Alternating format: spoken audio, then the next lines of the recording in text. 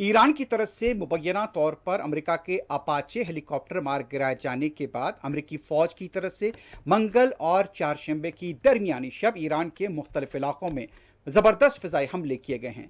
अमेरिकी central command का दावा था कि हमले अपने दिफा में किए गए हैं। सेंट्रल कमांड के मुताबिक ईरान की जानिब से अमेरिका का अपाचे हेलीकॉप्टर गिराए जाने पर मुतनासिब रद्दमल दिया गया। अमेरिकी हुक्काम के मुताबिक आबना खुर्मुज के करीब राडार और फिजाई दिफा निज़ाम को निशाना बनाया गया है।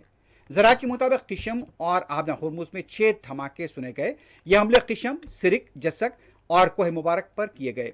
पेंटागन ने स्कूल में बच्चों को मारने के बाद एक बार फिर मिनाब पर हमला किया है। ईरान की सरकारी खबर एजेंसी का दावा है कि अफवाहों के बरक्स तेहरान, मिनाब या बंदर अब्बास में कोई नुकसान नहीं हुआ।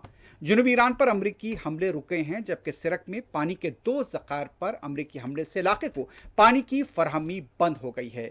इस हमले के साथ ही मशरिक़ वस्ता में एक बार फिर कशीदगी बढ़ती नजर आ रही है। उधर तेल की कीमत में भी इजाफा हो गया है।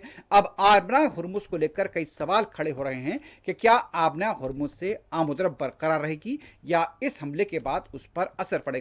फिलहाल धमाके बंद है, लेकिन बाज इलाकों में हमलों की अभी भी इत्तलात मिल रही हैं।